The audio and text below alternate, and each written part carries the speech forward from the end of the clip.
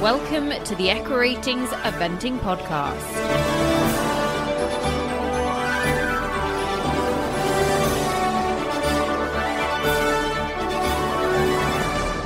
Dun, dun, dun, dun, dun. We're back.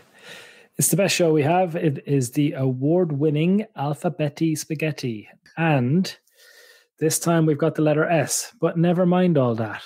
We've got news. We've got quite big news. I was standing outside a chemist last week, waiting to go inside, and I got a phone call from Nicole Brown. She sounded excited about something. I knew because I could hear it in her voice.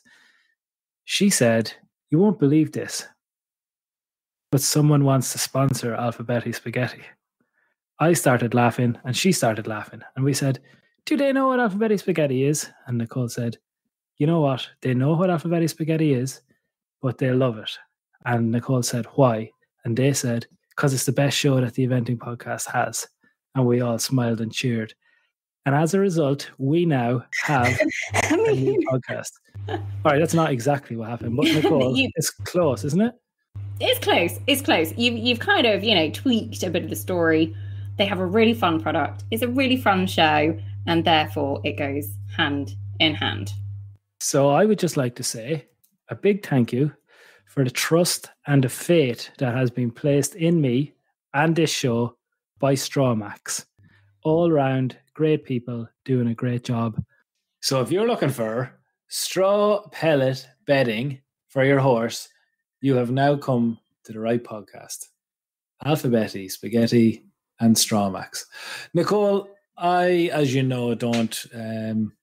I always leave it to you in terms of your expertise on the ads, because you're a professional ad maker these days.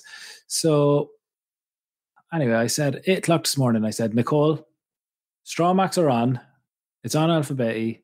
So can we just make sure that we have a good ad? Put your heart and soul into it. Get all the creative juices going. Put Toby in creche for the day. Get your head into this. Get the teams working together on it. Talk to Strawmax. I want you to think like a New York exec. I want you to be Mad Men." And Nicole Brown will never let the listeners down. So Nicole Brown, over to you. What creative extravagance have you come up with for the Strawmax team? I feel the pressure. I feel the pressure to deliver this appropriately now.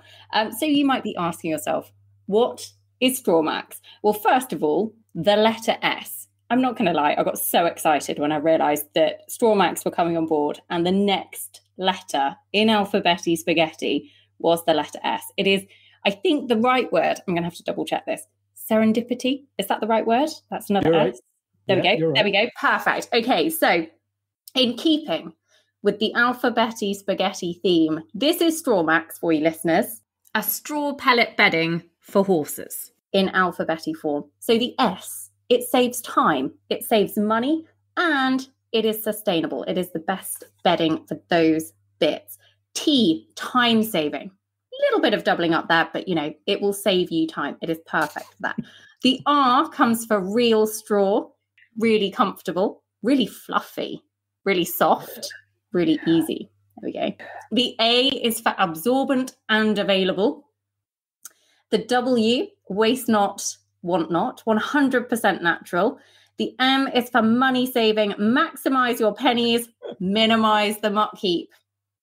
A is for affordable. And finally, there we go. The X is for extra easy, extra economical. So there, ladies and gentlemen, is Strawmax. We are hugely, hugely grateful that they've come on board. And we will be talking about them more over the upcoming Alphabetti shows throughout, all the way through to the end of the year, which is exciting. Nicole, that is fantastic work. I think you've done a great job there. Okay, let's go to the next S. Let's get the guess in. Spike Milligan, what did you think of that for a start? I bet you didn't think this day would arrive. I thought that was legendary. Thank you. Is what that was. Thank you very much. And I think it's an epic thing that Alphabetti has a sponsor. And I think it's also epic that Nicole has finally admitted it's the best show on the podcast.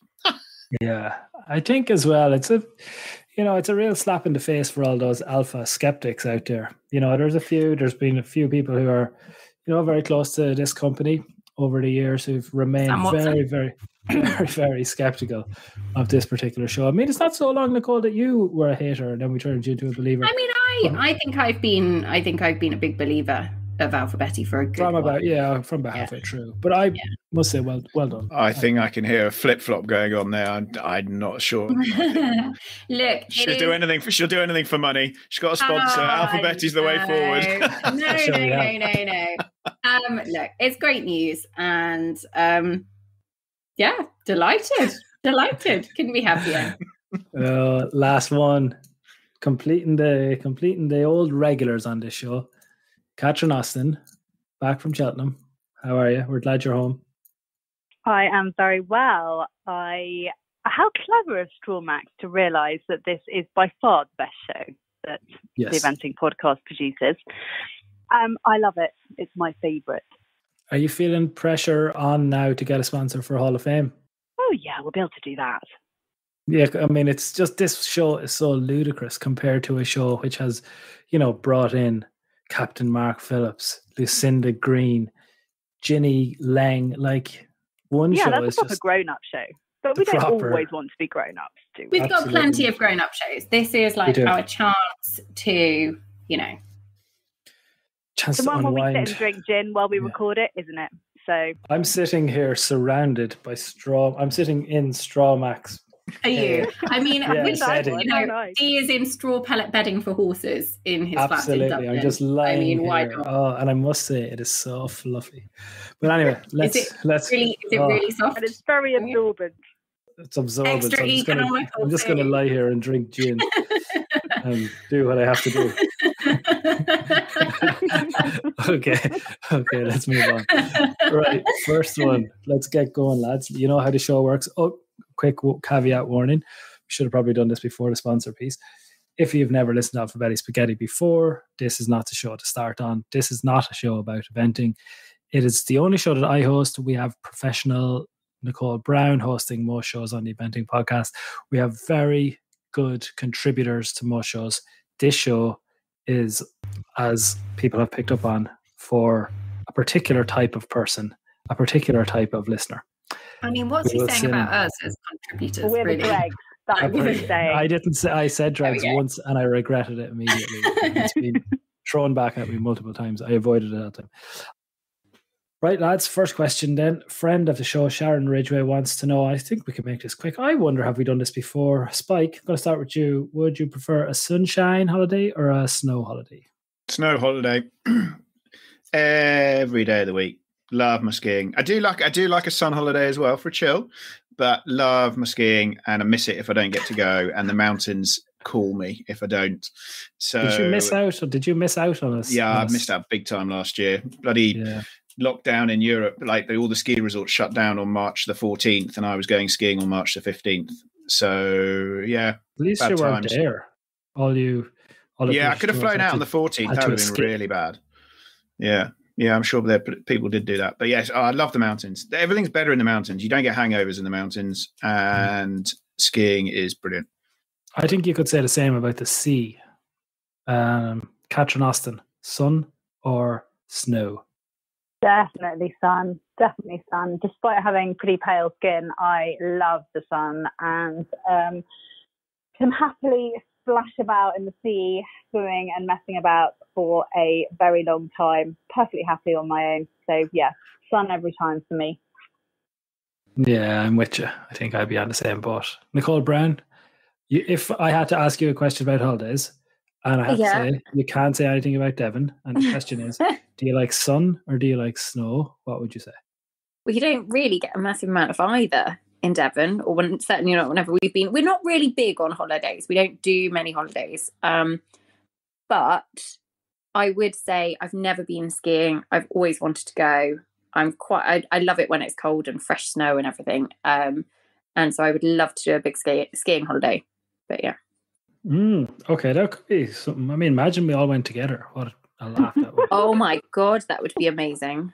Oh, that just reminds me of vet school skiing holidays. Just Can be we carnage. do that? Could we plan? I would come if we did a skiing holiday. On the basis that like we can't go to events, and like some of them are going to be like behind closed doors and all that stuff. Imagine we like went on a ski holiday and recorded, every night from the trip. I could do ski diaries, but I would say what I'm trying to think is that if we make it a work thing, if we made it a work thing, Sam would pay. Yeah, he'd love that. Strawmax would probably sponsor it. Yeah, there we go. Great point. There we are.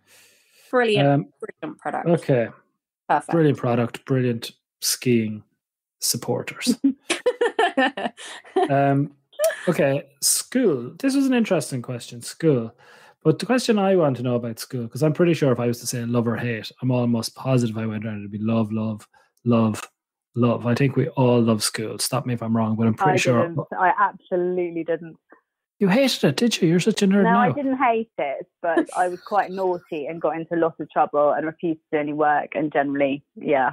I am it so didn't always surprised. go that well. Oh. Well, that's really thrown me. But my question is, if you had to go back to school now to teach a subject, what would you teach? I'm going to start with you, Nicole Brown. Oh, God. I would probably teach PE. Always loved PE. Was almost, I was literally, how some people would always forget their PE kit or would have their period or had some random excuse they broke a fingernail that they couldn't do PE. I loved PE. It was my favourite lesson. And I loved all school, to be fair, but I really loved PE and I'm very competitive. So I would be that, You're a PE teacher. Yeah, you and Coach Sando. Really into it. Yeah, I would be. I'd channel my. Would you be like playing dodgeball, but like throwing the ball at the kids? Yeah, damn you, move faster! Don't. Toby tried to. He's gone back to nursery and he was having tractor races or something, and I got really competitive on his behalf. And then I realised I stopped myself. I was like, he's 2.5. Like, it's great that he won, but I don't actually think it was a real race. I would PE probably. Yeah, okay, I like it. Spike Devet, what are you teaching? Yeah, science. Yeah, I did. To get to vet school, you got to be a bit of a geek. So I did a lot of sciences all the way through, and general science now, or are you going like physics, biology, and chemistry? I was never so good at physics. I have to admit, got rid of that as soon as I could. But biology and chemistry. Yeah, chemistry is the only thing you have to. So is it? Biology. It's more like it's not like physics. Like physics is the big brother. It's like the kind of, it's science light, I would say.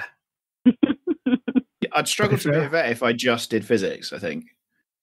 Yeah, I know. Yeah, no, sorry. I'm not saying that biology is not worthy of, I'm not saying it's not a good topic. Science. Thanks, Katrin. It's not. It's more like geography. Is it? In my opinion. Okay. Is it? Biology is the geography of science. A sweeping statement for the day. I agree. I don't want to get myself into a tangle. Oh, I tell you what, the flick group are going to go crazy over this. Just leave it. Okay, Katrin Austin, what would you like to teach? I would teach drama, and I have actually done this because my university term used to finish really early, and I think 2 years running I went and kind of worked in the prep school that my mum was teaching at, and I taught all sorts of funny things, but I taught drama, and it was a hot summer term, and we did an aquatic performance, i.e. in the swimming pool, of Jonah and the Whale. And the smallest boy in the school was God. And this was a while ago, and it's quite unpolitically correct, but the largest boy was the whale. And it was a great success. I mean, you would get absolutely slated for that now, Catherine. Yeah, I know. But, back in 2001, it was fine. So, I think your career as a drama teacher is over before. It was very good, honestly. So yeah. Sorry. We're not going to move on. We're not going to move on. So there was a theatric performance in a swimming pool. An aquatic performance of Jonah and the Whale. Was there water synchronized swimming in the swimming pool? What? There was water in the swimming pool, I take it. It wasn't like an empty pool. It was a summer term. Yeah. In an empty pool. Nicole, there's so many. Full of water. How would a whale swim in not water? Hang on, Catherine, I've got so many questions that are better than Nicole's one there about whether there was what. Hang on.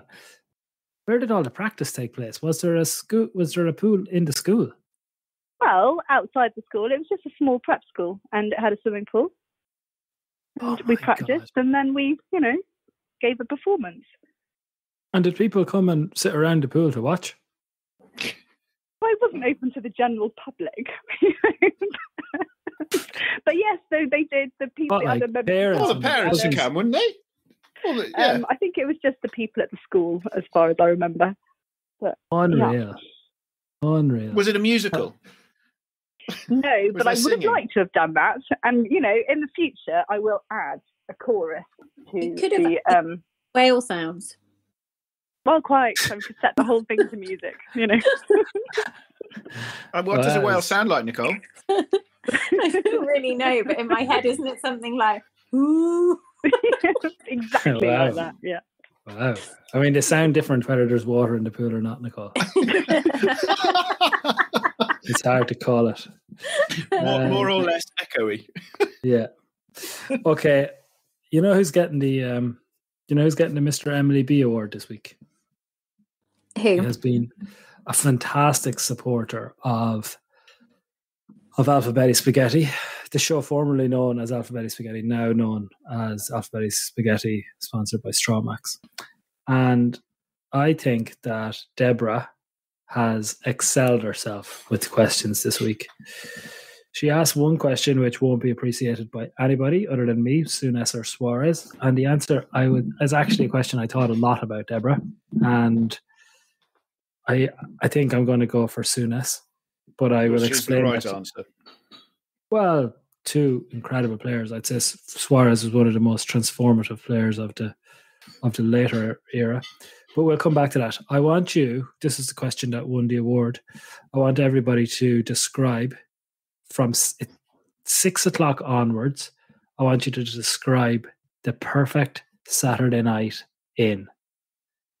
Now, don't just rush into this. You can have the perfect Saturday night in.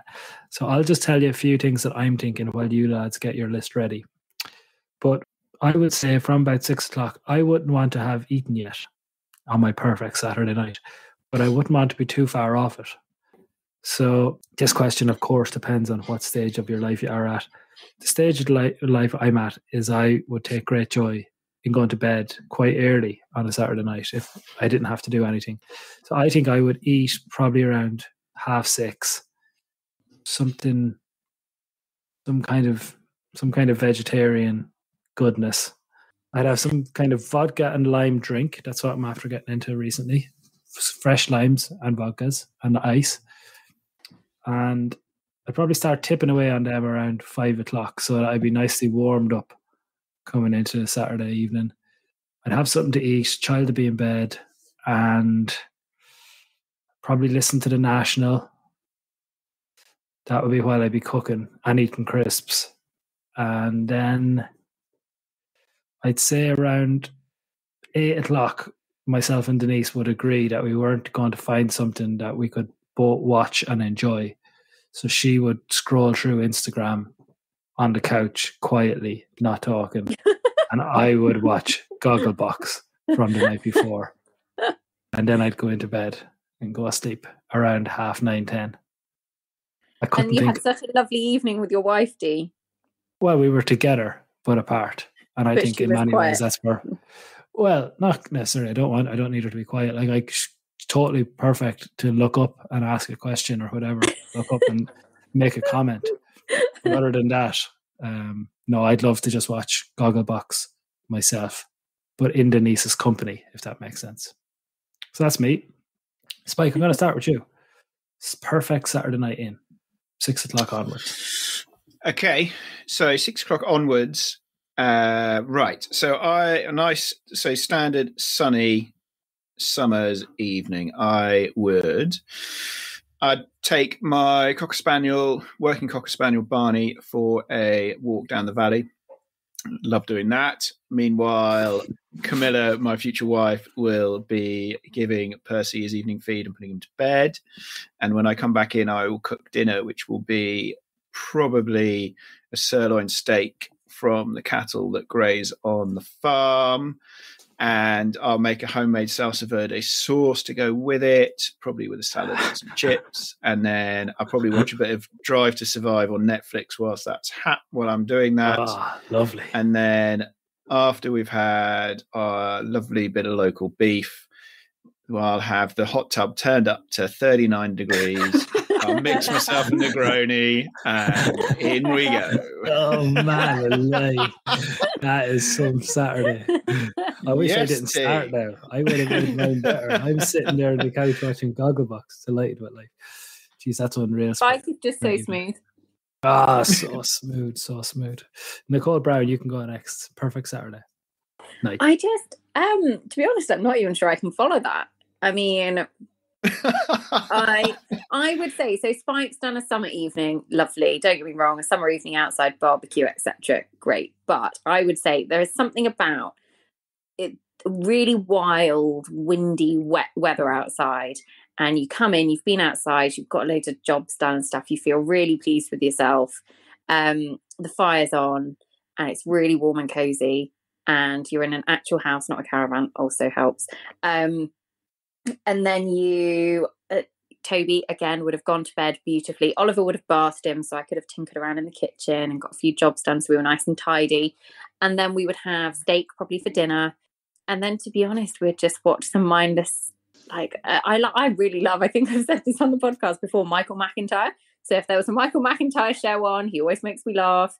We'd have a laugh, and then we would have steak. Oh, and we would drink champagne, because I love champagne. And it would probably be Paul Roger. That's my favourite. That's our special occasion champagne. So yeah, I mean, if they want to sponsor the pod too, then that would be great. But you know, they could sponsor something, yeah, if they were interested. Yeah, we'd let them in. Not this show though. Too late, I'm afraid. No, bad luck. Sorry. Yeah, bad luck. But you know, Michael McIntyre and champagne. That sounds and steak. And my husband and the fire, and you know, lovely. And you know, when you've been outside all day in the winter, and your face when you come in front of the fire like feels pleasantly warm and rosy, that would be the feeling. It would be lovely. Yeah, okay, that actually does sound lovely as well. She's catching us, and you forgot what else? Just one more thing to add to that perfect evening is that it's Oliver's turn to get up with Toby the next morning, so I don't feel like I have to go to bed at 8 o'clock because my child is going to wake up at like 3 a.m. Nice. So I feel like I relax and enjoy it a bit more as well. There we go. Perfect. It's a good point. Catherine, Austin, that's difficult. 2 difficult evenings there to follow. You know, a summer. I'd have a dinner party. Wow. Because that's still in my house, isn't it? That's still a Saturday night in. Perfect Saturday night in, yeah. A dinner party at my house. I love cooking for people. I love having people over here, and I mostly love it because when I'm tired, bored, drunk, whatever, I can just go to bed. Talk to us about the list. Talk to us about the menu. I mean, the menu. Yeah. Oh, I mean, whatever. You know, like I think if it was a winter one, probably we'd all have been hunting, and I would have rushed back. Would have been a really good day's hunting, and I rushed back. Probably I might have been organised and done things the day before. I'm quite good at that kind of thing, but I can't tell you an exact menu right now. But there'll be lots of red wine and lots of laughing, and and when I had enough, I just quietly, probably without even telling anybody, just go to bed. Fair play, Catherine Austin. That was a great answer. I mean, it shows how long we are all in lockdown to have missed that. I think you're right. That is the perfect Saturday night in. Okay, well done everybody. Well done, Deborah. You've won the Mr. Emily B Award. I really enjoyed that. I enjoyed just thinking about it. I feel like we should get some sort of prize. We give this Mr. Emily B Award, but now this is a serious show to a degree. We have standards to uphold, and we should actually follow through with some form of award. So I would put it to the listeners to come up with something simple that can be sent all over the world. But what would you like for your Mr. Emily B Award if you win that prize? I think they'd like delivery of your sponsor's product, obviously. Yeah, I was going to say. Strawmax. I mean, I've never enjoyed a show so much as just sitting here on the ground, covered in it. So you're rolling about in it. It's open to everybody. I think there should be a T-shirt made with just Mr. Emily B award on it, because it's so niche. It's so only long time pod listeners would know that. So Mr. Emily B award is basically for the listener that submits the best question of that. Let's be honest, it's just deselecting the person. Like, there is no science behind it. It's not really fair, but it's his rules. So it's my it's your game. I mean, someone has to select it. Okay. Well, anyway, if you've got I'll do the T-shirt. I can sort out the T-shirt. That's no problem. Okay. I'll get someone on it. And by someone, I mean you, Nicole. Okay. Maureen Jersby. She's new to the group, and I must say she's an excellent contributor. We're very happy to have her. She told us recently that she hates other social media platforms. She loves Flick. I'm pretty sure they were her words. And if I'm not mistaken, she said her favourite show was this very show. Her question was, tell me, this was why I was drawn to it. She actually talked about Scandi style in her question, which I thought was interesting for someone who's interested in that look. What's the best thing that's ever come out of Sweden? Nicole, have you any opinions on that?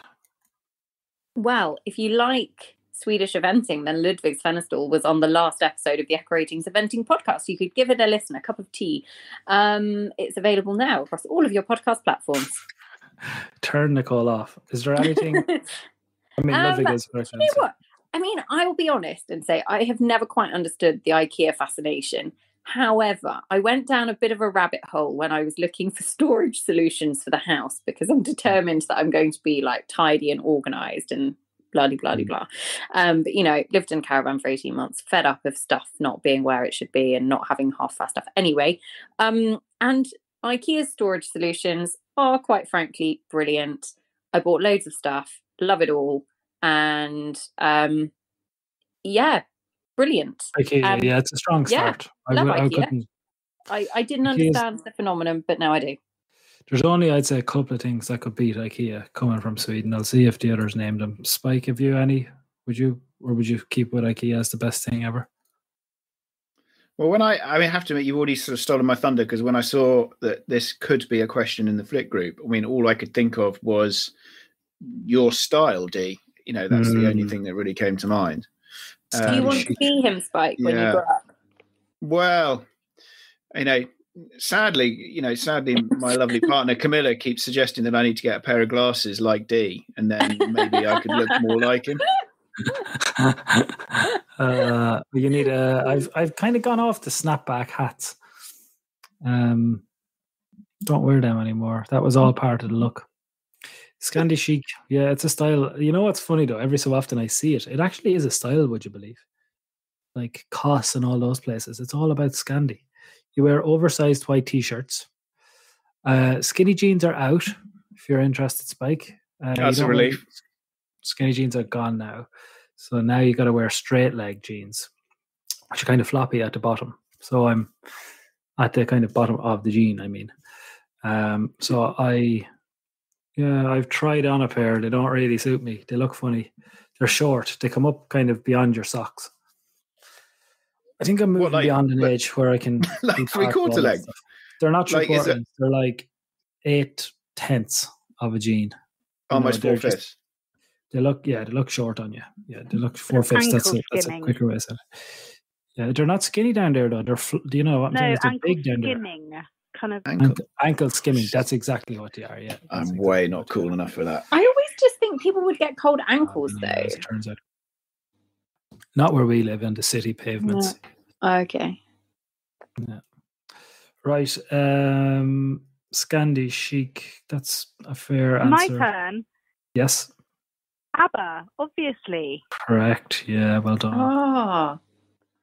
What's your favorite ABBA song? Dancing Queen. I know it's predictable, but probably the correct answer, though, isn't it?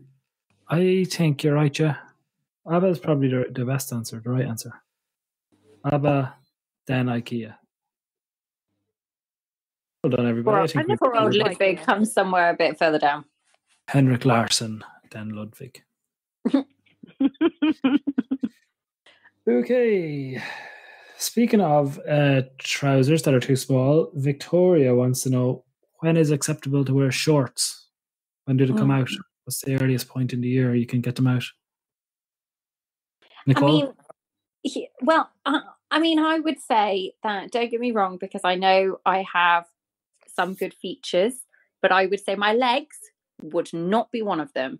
And therefore, I would only really get them out if I really have to, or it's roasting hot, or, I feel like I've prepared.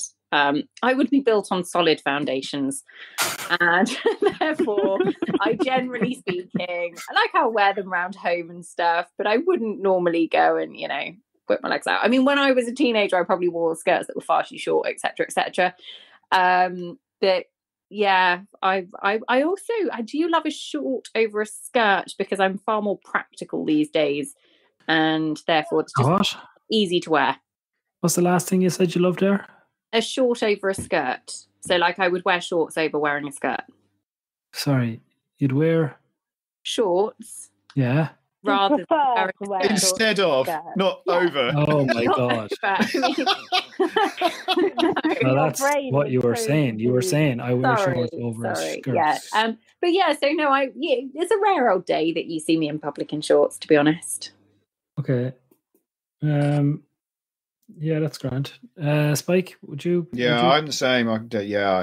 Shorts not so much in public. Only when it is genuinely bloody hot. Oh, not sure I can say that. Only when it's really hot, and probably when I'm overseas. Think of the things that get said on this. Like, you're so nice, aren't you? You're so good, Spike. But honestly, you're safe. Okay, that's good. I don't think some vets wear shorts to work. I just couldn't. I can't do that. No, because then it's shorts and boots, and that really is just not a great look. It's a different look altogether. Yeah. Catherine Austin. Yeah, very similar. I mean, short. I wore short quite a lot last summer, oddly, but not a lot in public. Although I did wear them at Barbary, the really, really, really hot year. When it was blistering hot. No. Yeah. Catherine, that was the year I was pregnant. Yes, it was. And I was 6.5, 7 months pregnant. And I remember how hot it was. And I did get my legs out and I was pregnant. And it was just, no. I will probably never be seen at a major horse trials again, in short. Never again. But that year was, was it. That was it? Yep. All right. Moving on from shorts. It turns out everybody hates shorts. I've been surprised by the answer now. Are you a shorts fan, Dee? Love shorts. Wear them all the time. Wear them 12 months of the year. Love them. Oh, okay. You probably wear city shorts, don't you? That's a thing. No. I wear footy shorts. Are you a postman in your spare time, Dee? Oh, very funny, Spike. Very funny. I have a question for you all now. This is an interesting one that'll take a bit of consideration. If we were all the Spice Girls, we'll have to work this out between us. But if we were all the Spice Girls, so the four of us plus Sam, who's who?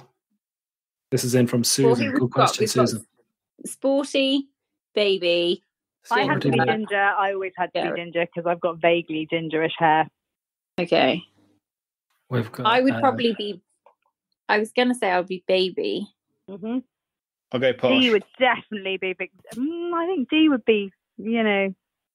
Who's scary? I think Spike would be. Who's scary? It wouldn't really suit Sam, would it? There's no. You'll have to be scary then, and he'll have to be sporty. Yeah, sounds quite cool. As he is the only athlete amongst us. I think no offense to anyone. Athlete and all that. See, I see Dee more as Victoria Beckham because his face would be more similar to hers. I could go scary. As a compliment. I'm taking that as a compliment. I don't know how it's intended. Nor do I. I think you would be. Katrin, I think you'd be Scary Spice, if I'm honest. No, I think Yeah, well, Scary went off. Mel B went off and did her own thing for a while, didn't she? Like, she had a bit more to her than the group, like doing side deals. Yeah, I know and then Victoria. had quite a bad scandal. Spike, have you got any ginger in you? No. No. Ginger beard? It's just a bit grey. I went to numerous parties at university dressed as Ginger. I claim her. Okay, Catherine's very stuck on being ginger. Catherine really wants to be Ginger. Okay. Like, you can be Jerry. When she came to Blenheim a couple of years ago. Yeah. I don't. Yeah. Yeah, it was big news. Like, big news in the eventing world that Jerry Cadwell was at Blenheim. I remember it going across social media like wildfire. Yeah. Okay. Okay. I think all we learned there is Catherine is really protective of the Jerry Halliwell days. Yeah, I was totally embarrassed about that. Like, that turned, the atmosphere really turned on the pod there when you tried to take it over. That's that. Anybody have any sounds? This is an interesting one that came in from friend of the show, Jodie. Anybody have any sounds that they can't hear, like that they absolutely hate? Like, a couple of the suggestions were, and this was the one that made me really think, yeah, that's pretty serious now for me. When a fork or a knife scrape a plate, that I hate that. But equally, things like polystyrene, that stuff, that doesn't bother me in the slightest. Is there any? Go on. Teeth grinding. Oh, I do that in my sleep. Actually, oh gosh, it actually makes me feel like send shivers down my spine. Like, I'm glad that Old doesn't grind his teeth like you do. I'm glad I don't have to sleep with you, Dee, because I couldn't cope. I would not. No. And also, I once rode a horse that ground its teeth. Never rode it again. Nuh-uh. I can offer you teeth grinding, but a face like Victoria Beckham. So swings and roundabouts there. Good to know, right? Teeth grinding. Okay. Yeah, teeth grinding. Spike, anything on the sound front? Yeah, nails down the blackboard and is horrendous. I can't do that at all. Yeah. It's that turns. You just want to. It just feels as though your skin's turning inside out. Horrendous. Isn't it funny that everyone has different ones? I wonder why. Can we look into that? Have we got any people who know stuff about this? Why do some people hear sounds? Why does it affect us differently? I presume it's learned behavior, is it? No, it must be something else. I don't know. I would have taken it as just something that it's like, why do we like the colour blue, or why do we like the colour? I must say, do you know what's really interesting, Nicole? I'm not going to go into it here, but there is no such thing as the colour blue. Say what? Yes. So, if basically it's a construct. I'm not going to have time to go into it on Alphabetti, but if you go back in time, and I think it was William Gladstone, who, you lot will be more familiar with than us over here, but he was a great fan of the, the great works, like the ancient Romans and Greeks, like what would it be, like the Iliad and those kind of big, great books. Anyway, he basically worked his way through all those books and figured out that, like, basically blue wasn't mentioned once in them. And, like, they never really mentioned color. Everything is black and white. And I'm going to go off on a tangent on another show, but remind me to talk to you about it. If you're interested, listeners to the show, look it up. It turns out that basically blue doesn't really exist. That's interesting. I'm not. It's honestly, Catherine, I can't do it justice here, but there's a whole Radio Lab podcast about it that Sean Murray in our office introduced us to. So we have this thing, instead of book club, we have podcast club. And he put us on this podcast called something like No Such Thing as Blue. And it's by Radio Lab. And you get it on the internet. It's like 2009. And it's a whole thing about blue, but I'm sure there's loads of other things written about it. But it's amazing. Like, it actually blew my mind. I completely fried my head listening to the podcast. It's so fascinating. In all the old books, if it's not blue. Well, I'm sat looking at a blue IKEA bag. Blue exists in nature. But the thing is, it actually doesn't really exist in nature. But what is it then? Like, it is so rare, Catherine. Like, there's not that much blue in nature. There's not that much, but like lapis lazuli is a blue stone. Well, I think some of that stuff is purple, or like a version of blue. But basically, apparently, because there isn't really that much blue, it's never really written about, and then it never became a color in the old days. So like blue actually, a handmade color. It's not. It's just very difficult to make as a color because it combines like weird versions of colors compared to all the other colors. So like in the old days, it never really appeared anywhere. So in all the old books, there's no mention of blue. So like they just didn't have blue. And it's not in nature. Anyway, who would have thought we'd do this in Alphabetti? It can go anywhere, the show. Basically, isn't Tutankhamun's like the great, great, what's the word for Tutankhamun's coffin? There's blue on that. That's ancient Egyptian. Oh, you're actually dead right. The Egyptians had blue, but they're the only people that had it. Yeah, you're dead right. Interesting. Yeah, that was in the thing. The Egyptians had it, but loads of like the Romans and the Greeks and all those people didn't have blue. And this other person studied it, and they studied all the old books. And because people thought Gladstone was a bit mad, but this guy like came along and he studied it, and he said that actually what's even weirder is that firstly, it's across all of the old writings of the world, and secondly, in all of the cultures, the order in which color appears through the ages always appears in the exact same way, and blue is always way down at the end. So like it's always black and white to begin, lots of black, lots of white, and then I don't know what it is, but it's something like green, red, and it goes in order each time, and blue is always last. And in all of the books, color appears in the same order through history. Fascinating learning. I can't do it justice, but the podcast can. Radio Lab. Georgia, I'm sure we'll post a link. Georgia enjoyed it as well. Myself and Georgia had a good discussion about it on the weekly podcast group at Echo Ratings. That's enough of that. Fascinating stuff if you're interested in that stuff. I can take it to somewhere else though. Oh, Katrin, firstly, have you any noises for me that you don't like? I really hate it when the sound of people biting their nails. Oh, right. That would be me as well. I get a bit weirded out by seeing people bite their nails. I don't like it when you can hear that kind of, it's not a crunch, it's more of a clunk. Oh. I don't think either of you would enjoy spending too much time in my company. We love you. I know. I'm so conscious about it. We're coming to the end of the show, ladies and gentlemen, and what a first S it has been. So, I mean, I've got loads more questions. It's just difficult to know where to take them tonight.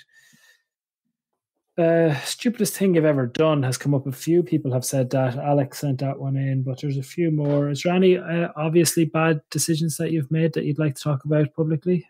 Like, obviously, the stupidest thing that you could ever do. It's difficult, isn't it, to know like where you go with that. I think I can safely. Oh, I turned down a few Erasmus. I turned down Erasmus. That was a bit of a mad decision. Third year college, I had a choice to spend a year in Italy, in northern Italy, about an hour above Milan. Would you like to go there for a year? Nah. Why did you say no? Oh, because you're young and stupid. I was playing Pro Ev and FIFA and drinking cans and enjoying life, playing football. I did something a bit similar, which is I turned down a job in Paris when I was 22 in racing because basically they were going to pay me €900 a month. Out of that, I'd have had to rent a flat in central Paris, and I just couldn't see how I could possibly afford the whole thing. But I do slightly regret that. But in fairness, you wouldn't have been able Wouldn't have gone to horse and hand though if I'd taken that job. So, you know. You could have been like down and out in Paris and London. I could have been all glamorous and Parisian and interesting. I find you quite interesting now in a completely different way. I would have been a lot more glamorous if I lived in Paris. Surely you would have been more. Yeah, you would have been more glamorous. That's for sure. Yeah, no, there's nothing. That's a definite. Okay. I'm gonna finish with this one because this is tricky. I want you to think like Ocean's 11. if we had to construct the Ocean's 11, you know Ocean's 11, yeah? Everybody's familiar with with the heist, the famous heist movie. I need to construct a team of inventors. This comes in from Ailish, friend of the show. I need to construct a team of inventors to steal some jewels.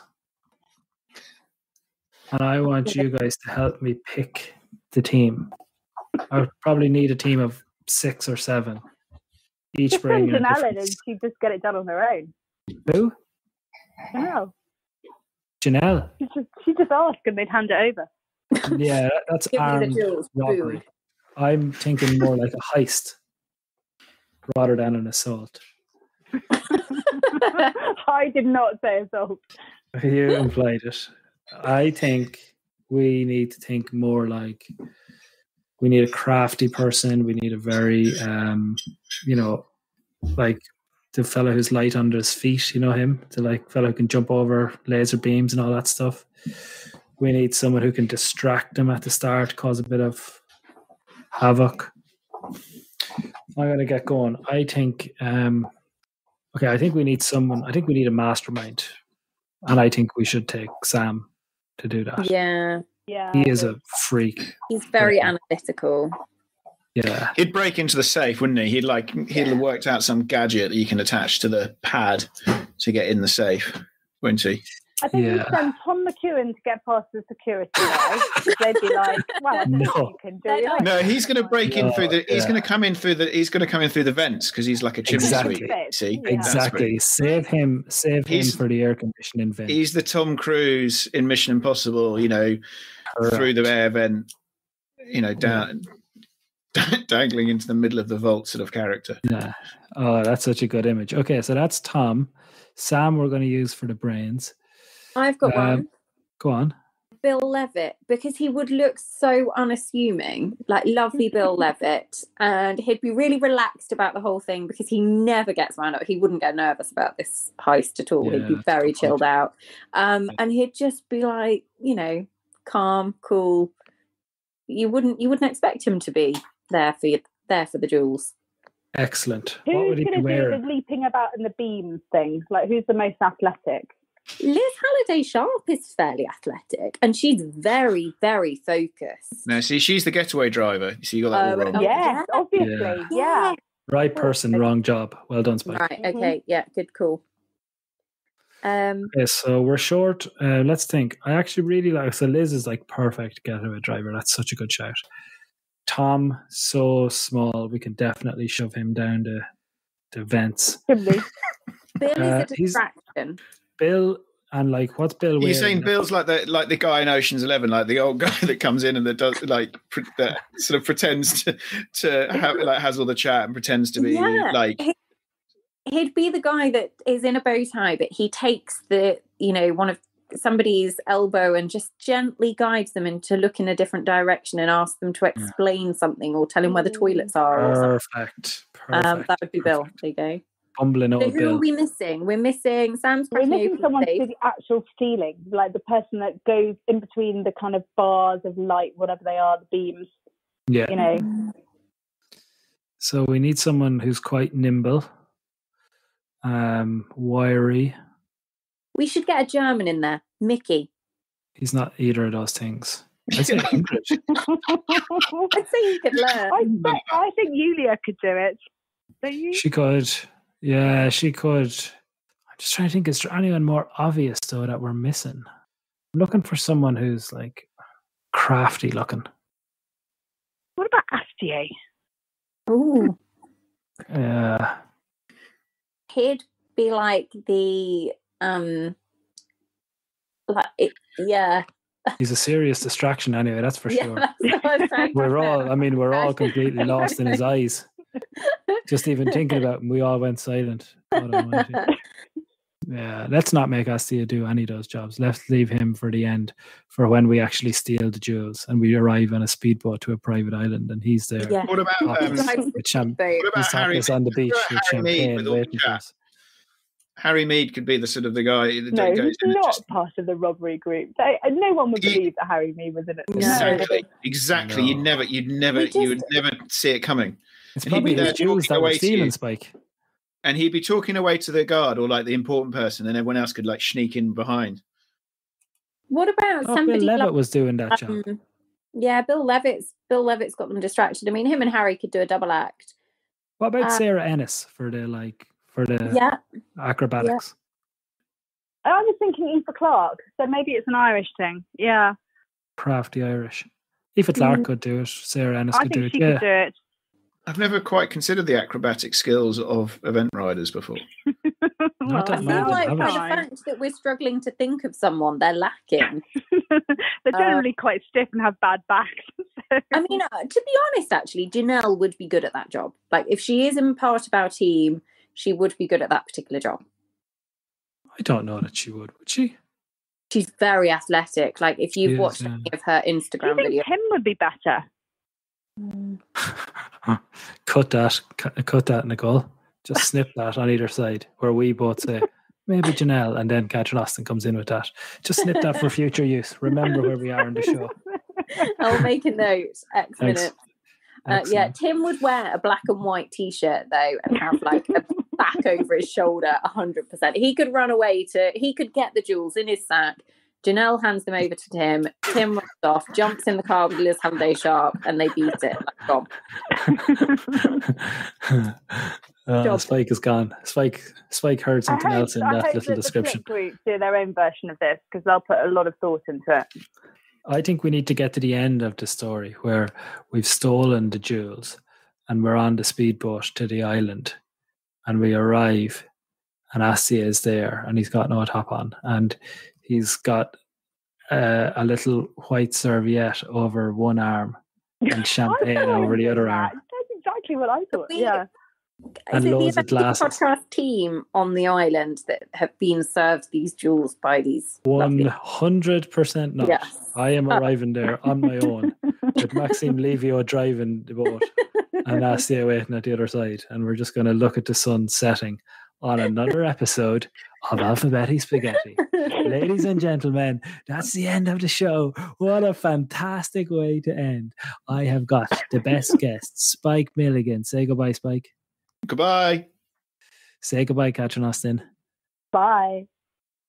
Say goodbye, Nicole Brown. Bye-bye. I don't know, but maybe another ad will play for Strawmax because we can't help it. I'm just going to sweep this up before Denise comes back in. What an evening it has been. Thank you to Strawmax for coming on board. We have a sponsor, we have a great show, and we have another good few of them to go before the end of the alphabet. So thanks for joining. We'll be back very soon. Thank you for listening to the Acca Ratings Eventing podcast. This podcast is available for free on iTunes, Spotify, Podcast Addict, or wherever you usually listen to your podcasts. Make sure you subscribe so that you don't miss an episode. Find us at eventingpodcast.com or search Eventing Podcast on social media.